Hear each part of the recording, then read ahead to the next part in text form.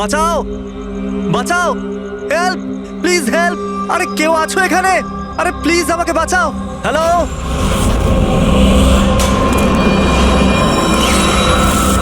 কেউ আছো এখানে? আরে কেউ তো বাঁচাও আমাকে। আরে কেউ কি শুনতে পাচ্ছো? আরে কেউ তো বাঁচাও আমাকে। আরে কেউ তো আমার আওয়াজ শুনছো? বাঁচাও।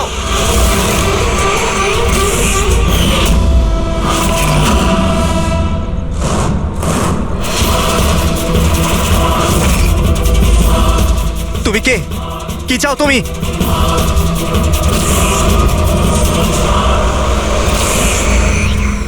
আরে বাঁচাও, বাঁচাও, বাঁচাও আমাকে, বাঁচাও।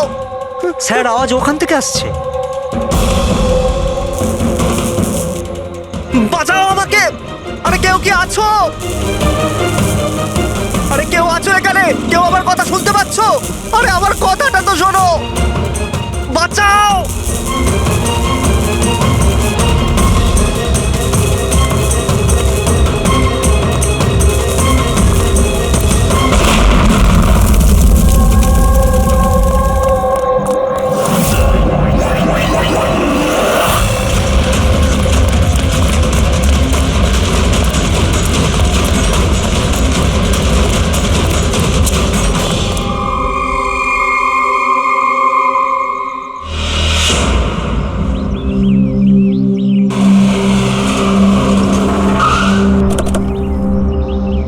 নমস্কার স্যার।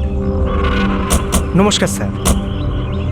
এটা বলো, যখন ব্লাস্ট হয়েছিল তখন কি তুমি এখানে ছিলে? ইয়ে স্যার, আমার সঙ্গে আরো একজন কনস্টেবল ছিল, হরনা। ওর প্রচন্ড আঘাত লেগেছে, এখনো হসপিটালে ভর্তি। তুমি এখানে পৌঁছলে কি করে? স্যার, আমরা নাইট ডিউটিতে ছিলাম, এখান দিয়ে যাচ্ছিলাম, তখনই একটা চিৎকার শুনতে পেলাম।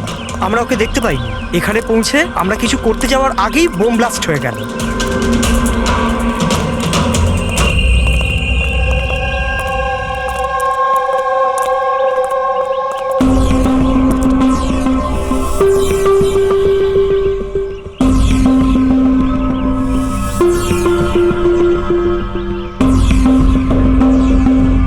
একটা কথা বলো আমায়, যখন তুমি এখানে এসেছিলে তখন তুমি এখান থেকে কাউকে যেতে দেখেছিলে বা পালাতে দেখেছিলে? হ্যাঁ স্যার, আমি ওকে তাড়াও করেছিলাম, কিন্তু ও পালিয়ে গেল। ও আমার আগেই ছিল, কিন্তু জানি না কেমন করে অদৃশ্য হয়ে গেল। আর এখানে হরনাথের অবস্থা ভালো ছিল না, তাই আমি ওর কাছে ফিরে এলাম। ঠিক করেছো তুমি, গুড ওয়ার্ক। পঙ্কজ, একটু ওদিকটা চেক করো, দেখো বোমের কোনো অবশিষ্ট অংশ পাও কিনা, আর যদি কিছু পাও তাহলে ওটা এভিডেন্সে পাঠিয়ে দাও।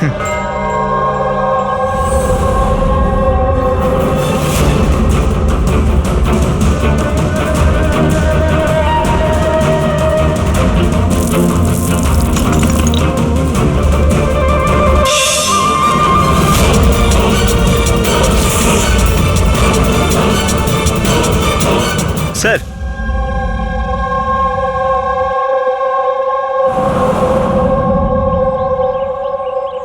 ডাইনামাইট স্টিক, আর স্যার এতে ব্যাচ নাম্বারও লেখা আছে। Arrow dynamic. স্যার, হ্যাঁ, এটা কিছু একটা চকচক করছে।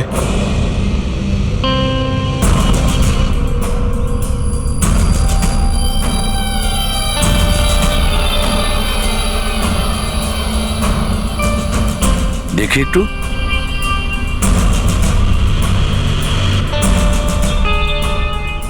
দয়া, এটা তো একটা দাঁত দেখছি, সোনার দাঁত। এক মিনিট, আচ্ছা একটু ম্যাগনিফাইং গ্লাসটা দাও তো।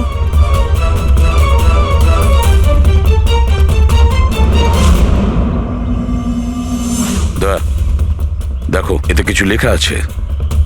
হ্যাঁ স্যার, NK লেখা আছে।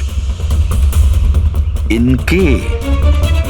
আচ্ছা, এটা মরে যাওয়া লোকটার নামের ইনিশিয়াল নয় তো? হতেই পারে দয়া। এটা আবার হয়নি তো এই নামে যে আছে তাকে কিডন্যাপ করা হয়েছে? আর যদি কিডন্যাপ হয়ে থাকে স্যার, তো ওর বাড়ির লোক নিশ্চয়ই কোথাও না কোথাও কিডন্যাপ হওয়ার রিপোর্ট লেখাবে। হ্যাঁ, চেক করতে হবে, দেখতে হবে যে এই নামের কতজন ব্যক্তি নিখোঁজ হয়েছে।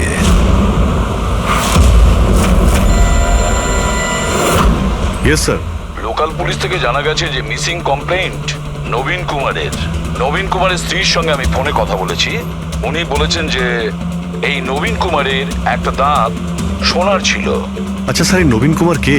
শহরের বাইরে ওনার একটা পেইন্টের ফ্যাক্টরি আছে, আর কিছুদিন আগে ওনার একটা নিউজ কভারেজ ছিল। নিউজে? কি ব্যাপারে স্যার? কিছুক্ষণের মধ্যেই জানা যাবে। আচ্ছা দেখো, এই নবীনের বাড়ির ঠিকানা আমি তোমাকে পাঠিয়েছি, আর তাছাড়া ওনার স্ত্রীকেও এই বিষয়ে আমি জানিয়েছি। আর যদি আমার ধারণা ঠিক হয়ে থাকে তাহলে অভিজিৎ, নিশ্চয়ই মিডিয়ার লোক ওখানে তোমার আগে পৌঁছে যাবে।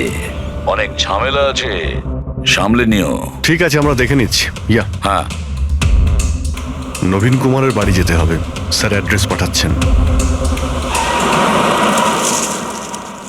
নবীন কুমার মুর্দাবাদ! নবীন কুমার মুর্দাবাদ! নবীন কুমার মুর্দাবাদ! নবীন কুমার মুর্দাবাদ! নবীন কুমার মুর্দাবাদ! নবীন কুমার মুর্দাবাদ! নবীন কুমার মুর্দাবাদ! নবীন কুমার স্যার স্যার স্যার আপনি কি নবীন কুমারকে পরে, arrest পরে। দেখেছেন স্যার? পরে বলছি। স্যার, CID পরে আপনারা আমাদেরকে কাজ করতে দিন, প্লিজ। কিছু তো বলুন না। আপনারা দেখি, সরে যান। যেতে দিন দেখি। সরে যান, সরে যান বলছি। দেখুন, এইসব কিছু বন্ধ করুন আপনারা। দাঁড়ান। নাটক? স্যার, নাটক তো নবীন কুমার রচিয়ে রেখেছে আমাদের এই শহরে। স্যার, ওরা সবাই নবীন কুমার মারা গেছেন। He is no more. এই লোকটা মেরেছে আমার স্বামীকে। খুনি এরা সবাই। এবার বলবে নাকি জেলে ঢুকিয়ে দেবো? বলো, কেন করছো এইসব? স্যার, আমরা মারিনি স্যার। স্যার, নবীন কুমারের রঙের ফ্যাক্টরি আছে স্যার, যেখানে প্রতিদিন 1000 টনেরও বেশি বিষাক্ত আবর্জনা নদীতে ফেলা হয় স্যার। স্যার, আমরা তো আন্দোলনকারী, আমরা ওনার এগেনস্টে আন্দোলন করছি। স্যার, বিশ্বাস করুন, আমরা ক্রিমিনাল নই, আমরা সোশ্যাল ওয়ার্কার স্যার। মিথ্যে কথা, মিথ্যে বলছে। হুমকি দিয়ে রেখেছিল আমার স্বামীকে। রোজ রোজ হুমকি দিত। না স্যার, আমি কোনো ধমকি দিতাম না, সে তো কোনো অন্য লোক স্যার। কারা? কাদের কথা বলছো? স্যার, ওরা সেই সব লোকগুলোই যারা সোশ্যাল সার্ভিসের নামে খারাপ কাজ করে, ল ইন অর্ডারের মিসইউজ করে স্যার। স্যার, আমি আর আমাদের প্রোটেস্টার্স আমাদের মধ্যে কেউ নয় স্যার। কি ধরনের হুমকি আসতো আপনার স্বামীর কাছে? কি হয়েছিল? এ নাও চা। আরে বাহ, গরম গরম চা। আচ্ছা, ওই এনজিওটার কি হলো? ওই এনজিও তো বিরক্ত করে মারছে, ফ্যাক্টরিতে ওয়ার্কার্সদের কাজ করতে দিচ্ছে না। এখন তো জল অনেক দূর করিয়ে গেছে, মনে হচ্ছে পুলিশকে ডাকতে হবে। শোনো, বাহ নবীন বাবু, আপনাদের মতো সৎ লোক আবার পুলিশদের কাছে যাচ্ছে নাকি? তুমি ভেতরে কি করে এলে? আপনাকে মনে করাতে এসেছি যে আপনি যেটা করছেন সেটা ভুল করছেন। এখনো সময় আছে, শুধরে যান। Shut up! বেশি তর্ক করো না, এখন এই ঘর থেকে বেরিয়ে যাও। I said get out! আর কোথায় কোথায় ঢুকতে দেবেন না, আর কাকে কাকে আটকাবেন। আমাদের মতো লোক আপনাদের মতো লোককে ভয় পায় না, বুঝতে পেরেছেন? আর কেন জানেন? কারণ আমরা আপনাদের মতো খারাপ কাজ করি না। আজ তো আমি আপনার ঘরে ঢুকেছি। যদি আপনি আপনার স্বার্থের জন্য অসহায় মানুষদের জীবন নিয়ে খেলা যদি বন্ধ না করেন, তাহলে আপনার ফ্যাক্টরিতেও ঢুকবো। তোমাদের মতো গুন্ডাদেরকে না আমি সিধে করতে পারি, আর এই ফালতু ধমকিগুলো না অন্য কাউকে গিয়ে দেবে। আমার যা করার আমি তাই করব, আর তোমার যা করার করে নাও। আমি ধমকি দিচ্ছি না, বোঝাচ্ছি। যদি এই উল্টোপাল্টা কাজ বন্ধ না করেন, তাহলে আপনার ফ্যাক্টরি তো আমি বন্ধ করিয়েই ছাড়ব। তুই আমার ফ্যাক্টরি বন্ধ করবি? হ্যাঁ, ফ্যাক্টরি বন্ধ করবি তুই আমার? শোনো, শোনো প্লিজ, প্লিজ তুমি শান্ত হও। আর আপনি ওকে বিরক্ত করা বন্ধ করুন। আপনি যান এখান থেকে প্লিজ। প্লিজ বলছো তুমি একে? হ্যাঁ, আমি তোকে লাথি মেরে বার করে দেবো। চল! এটা কোত্থেকে আওয়াজ এলো?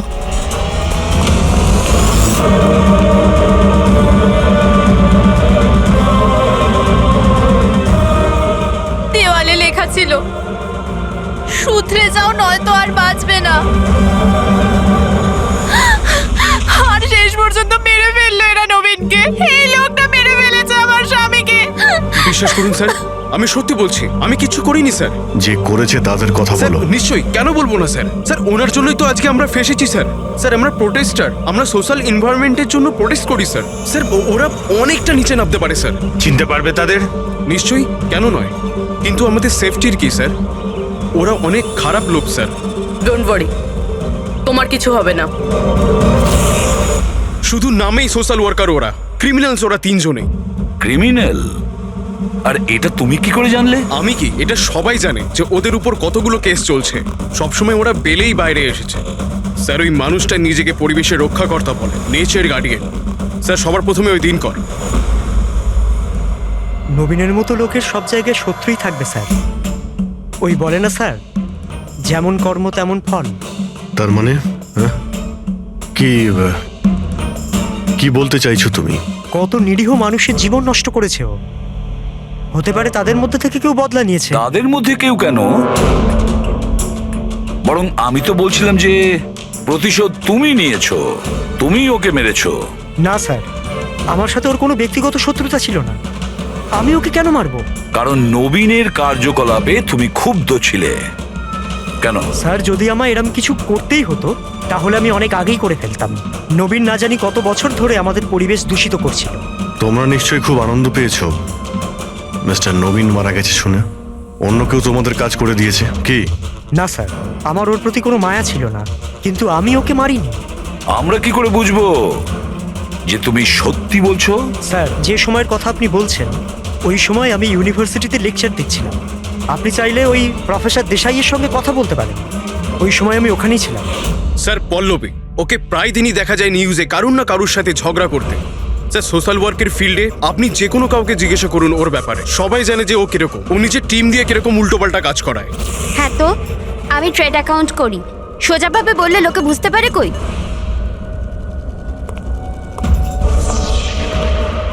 কিন্তু আমি সোজা পয়েন্টে আসছি।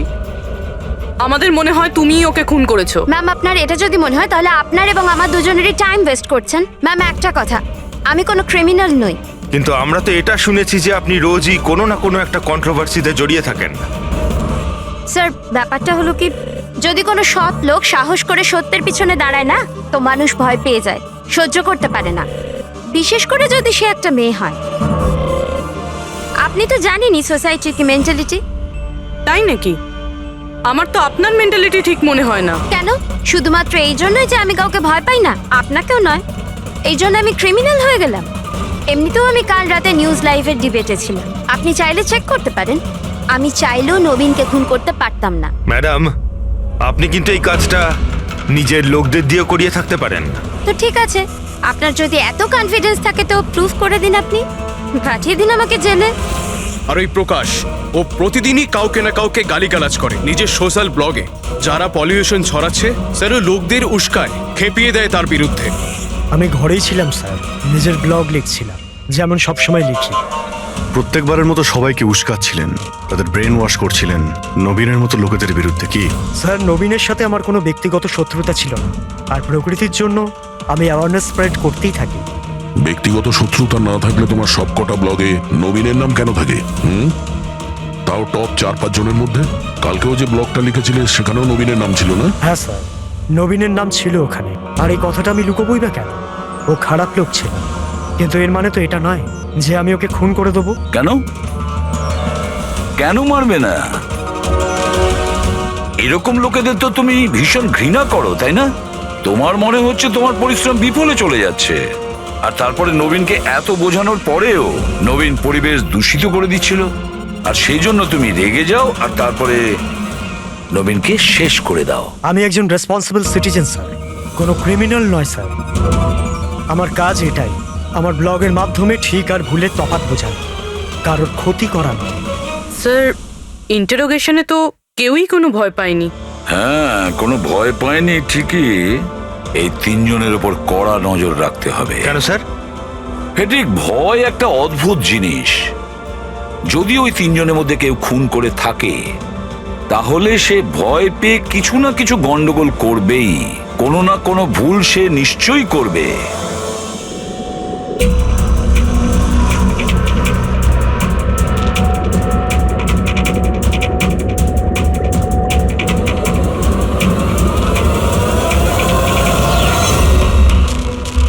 সারিকা, দেখো এটার উপর কোনো ফিঙ্গারপ্রিন্ট আছে কিনা, চেক করো।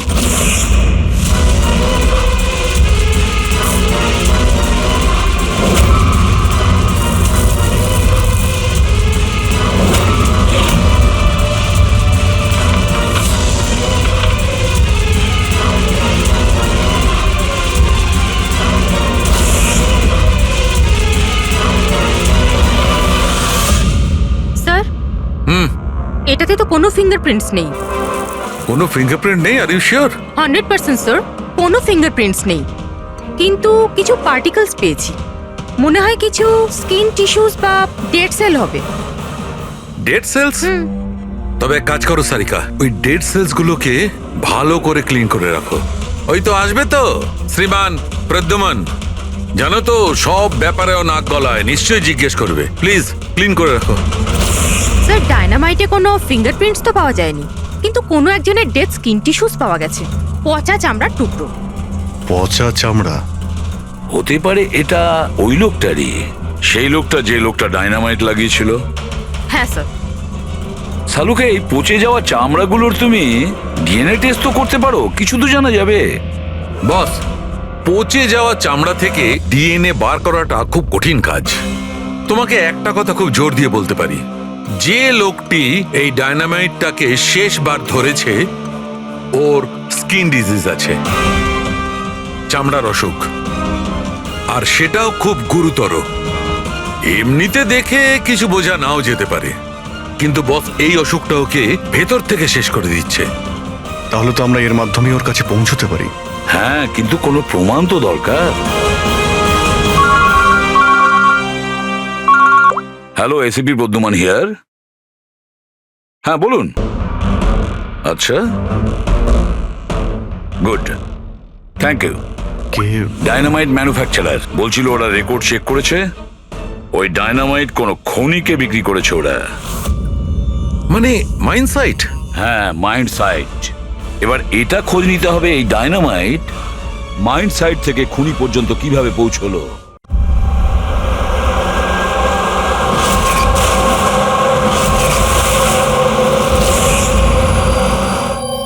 একটা ডাইনামাইট ওইদিকে লাগাও, ঠিক আছে? আর আরেকটা 50 মিটার দূরে ওইখানে লাগাও। হ্যাঁ স্যার। আর একটা ওইদিকেও লাগাতে পারো। আর আচ্ছা, স্যার। একটা সোজা লাগাও ওইখানে, একদম 50 মিটার দূরে। আর এই 6 সেকেন্ড পরে ব্লাস্টগুলো হবে। ঠিক আছে স্যার। ওকে। আর কোথায় লাগানো যায়? ওইখানে মাঝখানে ফিট করা যাবে কি? এক্সকিউজ মি, আপনার নাম বিনীত? ইয়েস। আপনারা কারা? আপনি এই সাইটের ম্যানেজার? কিন্তু ব্যাপারটা কি বলুন তো? দেখুন বিনীত বাবু, যখন ম্যানুফ্যাকচারিং কোম্পানি থেকে ডায়নামাইট আপনাদের এখানে আসে, মানে এই সাইটে, মাইন্ড সাইটে, সেটার ইনচার্জ তো আপনিই হবেন, তাই না? ইনচার্জ তো আমি, কিন্তু কনসাইনমেন্টের পরে অপারেটর টিমও কিন্তু এটা হ্যান্ডেল করে। আমি এটা একা সামলাই না। আমরা জিজ্ঞেস করেছি আপনাকে যে ডায়নামাইট কে সামলায়। একটু এই ডায়নামাইট স্টিকটাকে দেখুন। আচ্ছা, ব্যাচ নাম্বার দেখে আপনি কি বলতে পারেন এই লটের বাকি ডায়নামাইট স্টিকগুলো কোথায় আছে? স্যার, এটা লাস্ট কনসেলমেন্টের মনে হচ্ছে, এখনো ব্যবহার হয়নি, গুদামে পড়ে আছে। চলো দেখাও। বিনীত, যখন ডায়নামাইটের কনসাইনমেন্ট এখানে আসে সেটাকে চেক তুমি নিশ্চয়ই করো, তুমি তো ইনচার্জ, তাই না? হ্যাঁ হ্যাঁ হ্যাঁ, অফকোর্স স্যার। আচ্ছা, আপনার এই ব্যাচের কনসাইনমেন্ট নিয়ে কোনো গন্ডগোল মনে হচ্ছে? গন্ডগোল? না না, নর্মালি তো ছিল, যেরকম হয় আর কি। কিন্তু আপনি এটা জিজ্ঞেস করছেন কেন? নর্মাল আছে তো, যেমনটা থাকে। প্রতিটা বক্সে 10টা করে লেখা আছে স্যার। এটা খুলে দেখো তো কতগুলো আছে, গোনো।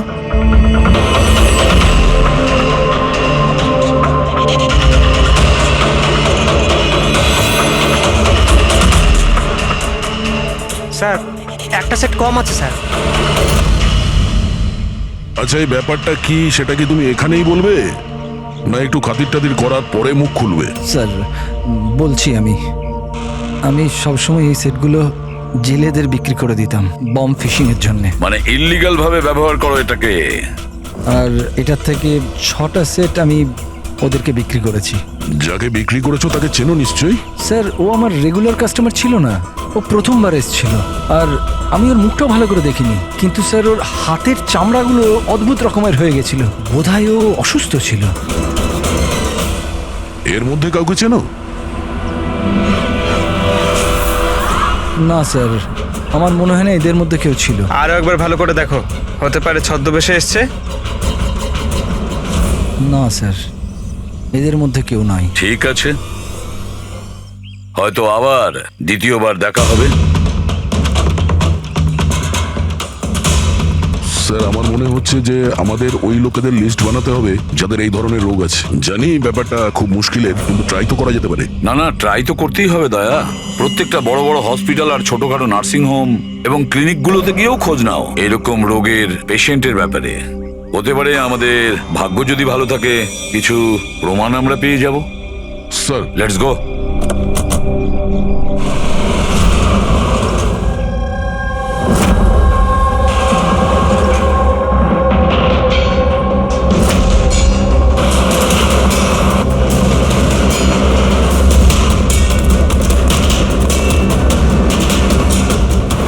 দেখুন, এই ধরনের অসুখ 1000 জনের মধ্যে একজনের হয়ে থাকে। বলতে পারেন এই ধরনের পেশেন্টের লিস্ট অনেক বড়। অনেক পেশেন্ট জানতেও পারে কিন্তু এর চিকিৎসা করায় না। এদের খোঁজা তো খুব মুশকিল। জানি, কিন্তু তবুও আমরা চেষ্টা করতে চাই। এই লোকটাকে পাওয়া আমাদের কাছে ভীষণ প্রয়োজন। দেখুন, আমি বুঝতে পারছি, কিন্তু এনভায়রনমেন্টাল ইনফেকশন কন্টিজিয়াস ডিজিজ, যেটা একটা মানুষের থেকে অন্য মানুষের মধ্যে ছড়িয়ে পড়ে, আর এটাকে সামলানো তো। এক মিনিট, কি বললেন আপনি? Environmental infection? হ্যাঁ, মানে আমাদের চারপাশের পরিবেশে হতে পারে এমন ইনফেকশন হাওয়া বা জল থেকে চারিদিকে ছড়িয়ে পড়ে। চলুন, আমি আপনাকে একটা পেশেন্ট দেখাবো। ছাড়ো আমাকে! কেন মারতে চাও আমাকে? ছেড়ে দাও আমাকে, যেতে দাও প্লিজ। দেখো, আমাকে যেতে দাও sir, please help me sir, help please, help sir.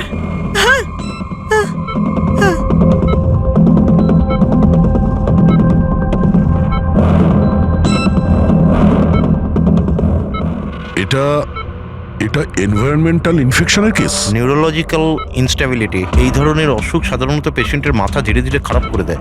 ও নিজের ধৈর্য হারিয়ে ফেলতে পারে আর মাথার ব্যালেন্সও নষ্ট হয়ে যায়, যেমনটা নীলজের হয়েছে। আর ফিজিক্যাল কন্ডিশন, মানে আমি বলতে চাইছি এই ধরনের পেশেন্টরা কি খুব জোরে দৌড়তে পারে? হ্যাঁ, নর্মালি চলতে ফিরতে তো পারে, কিন্তু অসুখটা যদি অ্যাডভান্স স্টেজে চলে যায় তাহলে দৌড়ানোর পক্ষে সম্ভব নয়। কিন্তু স্যার, অ্যাডাভিন ইঞ্জেকশন দিলে শরীরে কিছুক্ষণের জন্য শক্তি আসে। হ্যাঁ, কিন্তু ওটা সাইড এফেক্ট যথেষ্ট। স্যার, অ্যাডারভিন ইঞ্জেকশন দেওয়া যথেষ্ট ঝুঁকিপূর্ণ। রিস্কি হতে পারে, কিন্তু এই অপরাধীর মানসিক অবস্থা যে ধরনের, তাতে হতে পারে যে ওর সাইড এফেক্ট নাও হতে পারে। কিন্তু যদিও নীলজের মতো মেন্টালি আনস্টেবল হয়, তাহলে চিন্তা আপনাদেরকেই করতে হবে। তার মানে এটাই যে ও একটা খুন করে থাকলে দ্বিতীয়বারও খুন করতে পারে।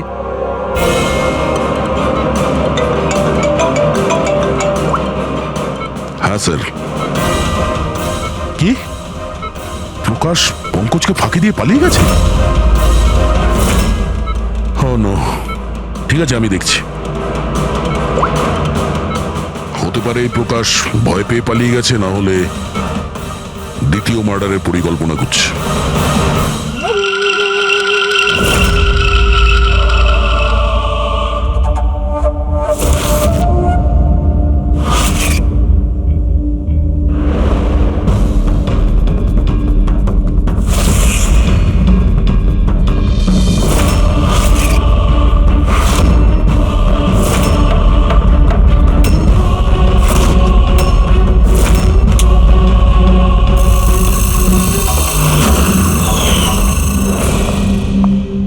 আরে বাবা, আজ তুমি তাড়াতাড়ি উঠে পড়লে।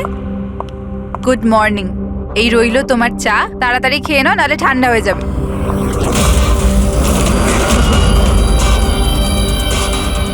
এটা কার পা?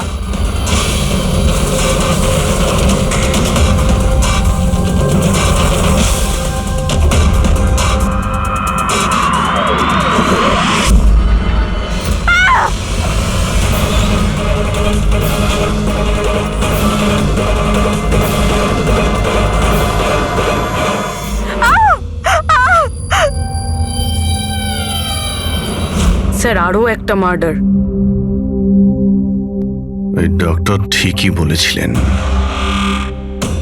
ওই খুনির মাথা খারাপ হয়ে গেছে, ওর মানসিক অবস্থা ঠিক নেই। স্যার, মনে হচ্ছে খুন করার একটা প্যাটার্ন বানিয়ে ফেলছে এই খুনি।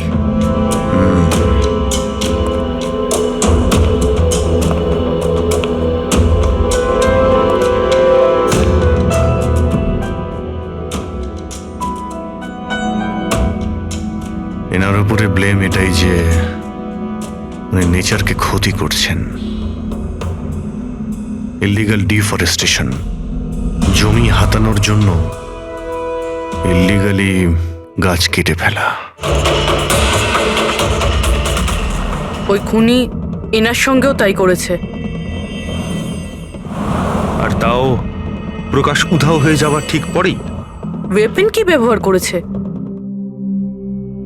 100% চেইন স, না হলে হাড়ের সঙ্গে মাংসকে এইভাবে কেটে বডিটাকে দু টুকরো করা এত সহজ নয়। স্যার, যদি চেনস ব্যবহার করেই থাকে তাহলে আওয়াজ নিশ্চয়ই হয়েছিল। বাড়িতে কেউ না কেউ তো শুনবে। রাতে কে কে ছিল? আমার হাজবেন্ড তো কাজের জন্য বাইরে থাকে, বাড়িতে শুধু আমি, বাবা আর আমাদের চাকর ছিল। আপনি আপনি কোনো আওয়াজ শুনেছিলেন? না, কোনো আওয়াজ শুনতে পাইনি। রামানন্দবাবুর কারোর সাথে শত্রুতা বা কেউ কোনোদিন হুমকি দিয়েছিলেন ওনাকে? হ্যাঁ, কিছু সপ্তাহ আগে কিছু অদ্ভুত হয়েছিল। বাবাকে কেউ ধমকাচ্ছিল আর বাড়ির বাইরে দেওয়ালে কেউ কিছু লিখে দিয়েছিল যে শুধরে যাও, না হলে তোমার সাথে ওরকমই হবে যেটা তুমি গাছের সাথে করো। স্যার, এক্স্যাক্টলি যেরকম নবীনের কেসে হয়েছিল। স্যার, একটা কথা কিছুতে মাথায় ঢুকছে না। খুনি কারোর বাড়িতে ঢুকে এরকম নৃশংসভাবে কাউকে খুন করে বাড়ি থেকে বেরিয়ে যায়, আর কেউ কিছু শুনলো না, কেউ দেখলোও না। কিভাবে? আজ এনাদের অজ্ঞান করে দেওয়া হয়েছিল।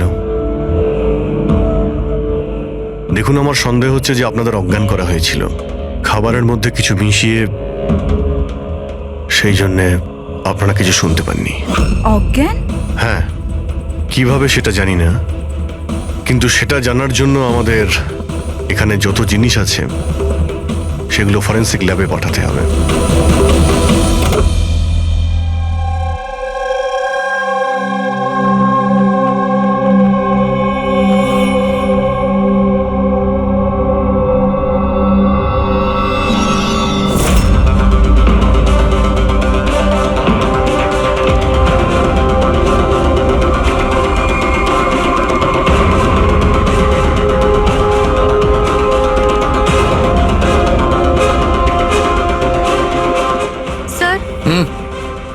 বাড়িতে যত রকম খাবার জিনিস ছিল চেক করে নিয়েছি, আর পানিও। কিছুতেই ঘুমের ওষুধ পাইনি। No sedatives. পেলে না? আর শিওর? অ্যাবসলিউটলি। কিন্তু সারিকা, সবাই তো অজ্ঞান ছিল, তার মানে কোনো মাদক দ্রব্য নিশ্চয়ই থাকবে যার জন্য ওরা অজ্ঞান হয়ে গেছিল। খাবার জিনিসে, পানীয়তে, কিছুতে তো থাকা উচিত। কিসের মধ্যে ছিল?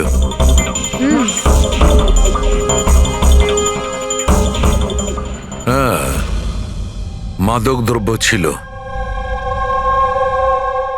এই এসিটার মধ্যে। এসিতে? ইয়েস, এই এসিতে মাদক দ্রব্য মেশানো হয়েছিল, আর এর হাওয়াটা ঘরের মধ্যে ঢোকা মাত্র মাদক দ্রব্য ছড়িয়ে পড়ে আর সবাই অজ্ঞান হয়ে যায়। হ্যাঁ। Check it. ইয়েস।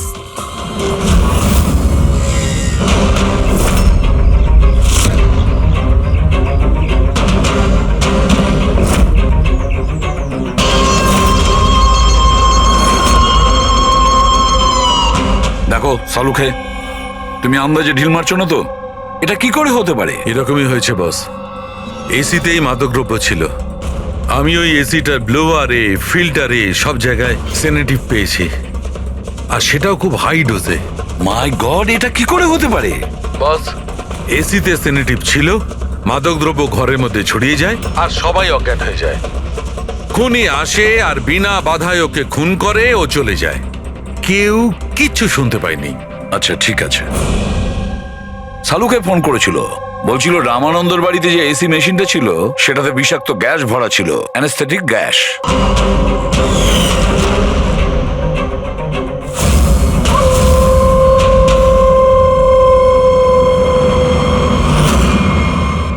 অ্যানাস্থেশিয়া দিয়ে লোকেদের ট্রিটমেন্ট করা হয় শুনেছি। আরে তো এই খুনি তো দেখছি বেশ ধূর্ত। প্রকাশের ব্যাপারে কি জানতে পেরেছো? স্যার কিছু জানতে তো পারিনি, বাট আই এম শিওর পরের খুনের প্ল্যান করছে।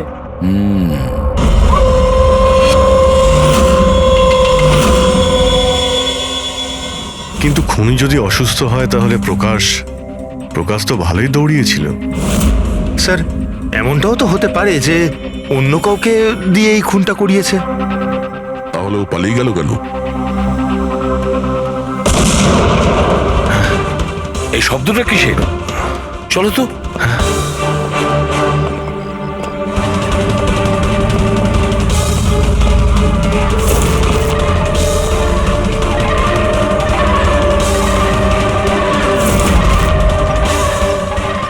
তোমাদের কাজ আমি করছি এসিপি, শহরকে পরিষ্কার, আর আমার এই রাস্তায় যে আসবে তাকেও আমি এই জগৎ থেকে পরিষ্কার করে দেব।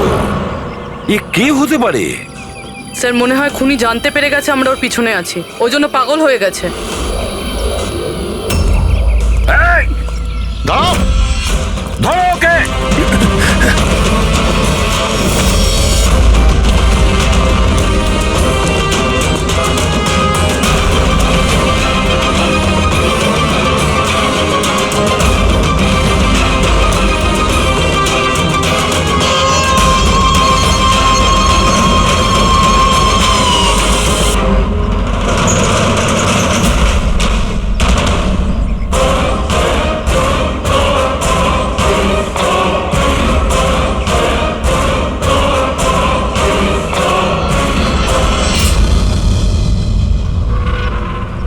স্যার সিআইডি থেকে লিস্ট এসছে।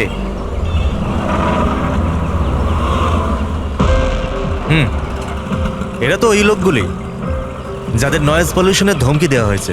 সখারাম, হ্যাঁ? ওই ক্লাবের মালিককে মনে আছে? আরে যাকে কদিন আগে ধমকি দেওয়া হয়েছিল। কে স্যার? ও বীর। আচ্ছা সখারাম, ওর বিরুদ্ধে কোনো কমপ্লেন আছে নাকি? হ্যাঁ স্যার, ওটা তো রেসিডেন্সিয়াল এরিয়া না, তো আশপাশের 2-4টে ঘর থেকে কমপ্লেন এসছে যে অনেক রাত্রির পর্যন্ত জোরে মিউজিক চলে, এই সব কমপ্লেন। আওয়াজ মানে নয়েজ পলিউশন। সখারাম, তুমি একটা কাজ করো, হ্যাঁ, স্যার। তুমি সিআইডির লোকেদের ফোন করো এখনই, এই সময়।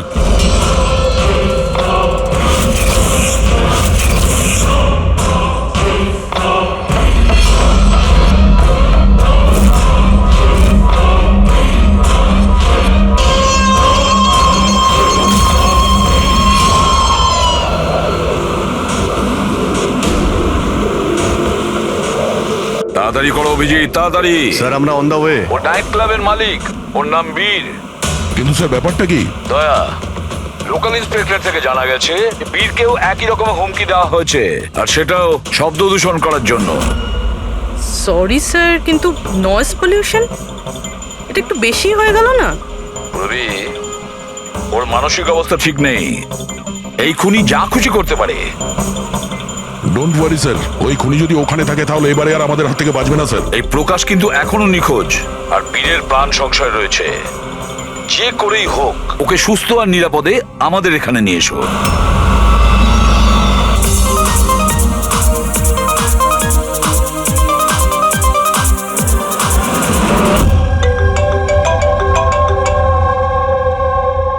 হ্যালো হ্যালো বীর, আমি এসবি প্রদ্যুমান বলছি, সিআইডি থেকে।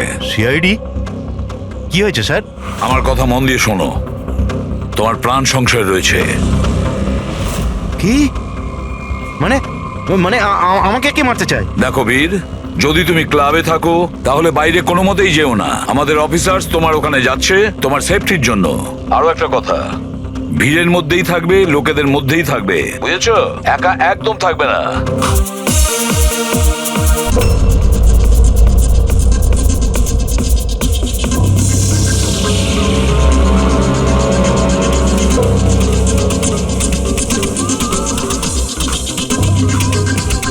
দেখো, আমি আমার কেবিনে যাচ্ছি, ঠিক আছে?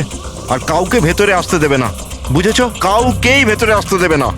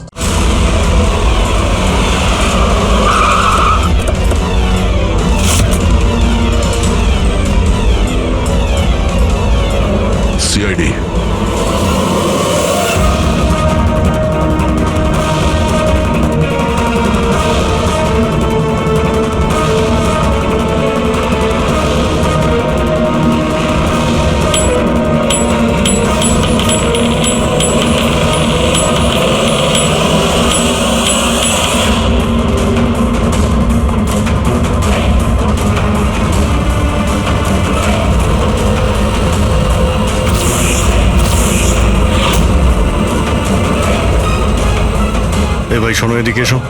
হ্যাঁ স্যার। বীর কোথায়? স্যার উনি কারুর সাথে দেখা করতে চান না। আমরা সিআইডি থেকে আসছি। কোথায় ও? আসুন স্যার।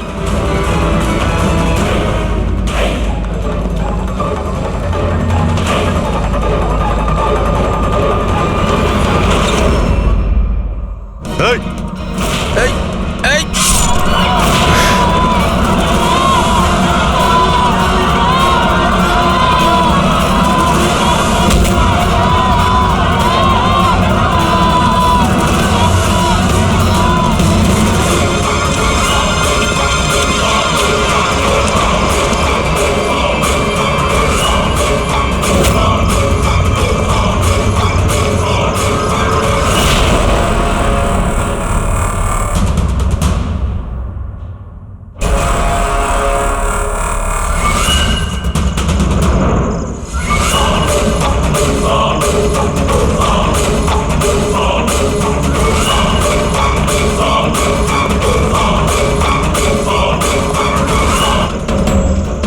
আরে গেল কোথায়?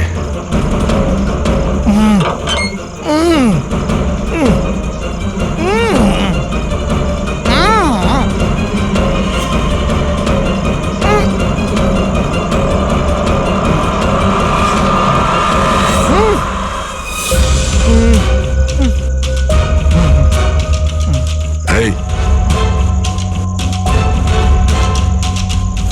প্রকাশ,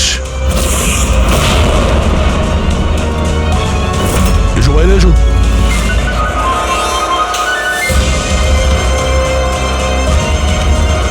তুমি এখানে কি করছিলে? হ্যাঁ, আমাদের হাত থেকে বাঁচার জন্য কি এইসব করছিলে?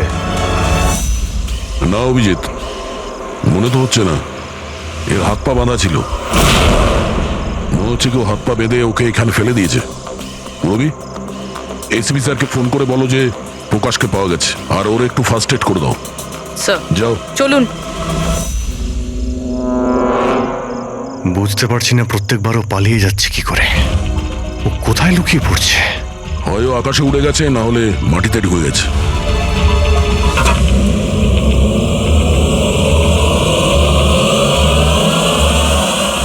ও এখানেই আছে দয়া, এইখানে। কি? এইখানে।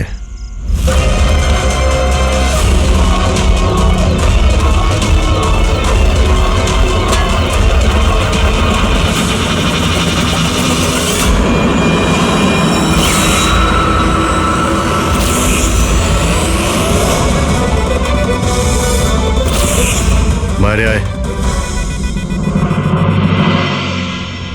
কি খুন করার সময় নিজের হাত তো কাঁপেনি, এখন কেন কাঁপছে?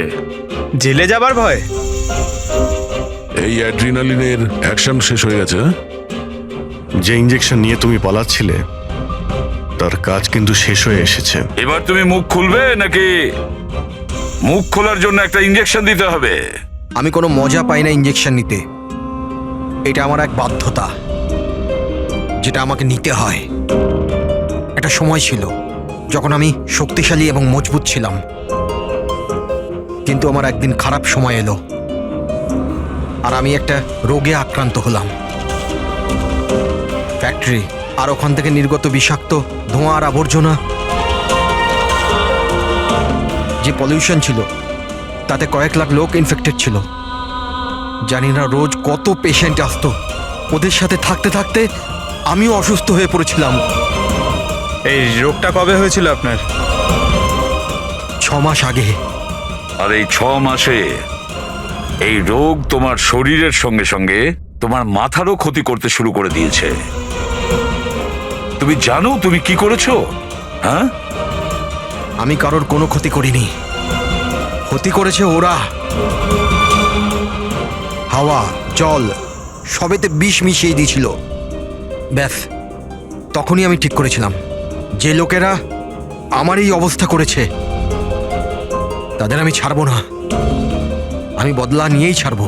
আর সেই কারণে তুমি বিএমসিতে চাকরি নিয়েছিলে, যাতে এই শহরের পুরো ড্রেনেজের নকশাটা তুমি জানতে পারো। তারা সুযোগ নিয়ে তুমি ওখান থেকে পালিয়ে যেতে, আর আমাদের মনে হতো যে কোথায় তুমি হঠাৎ করে অদৃশ্য হয়ে গেলে।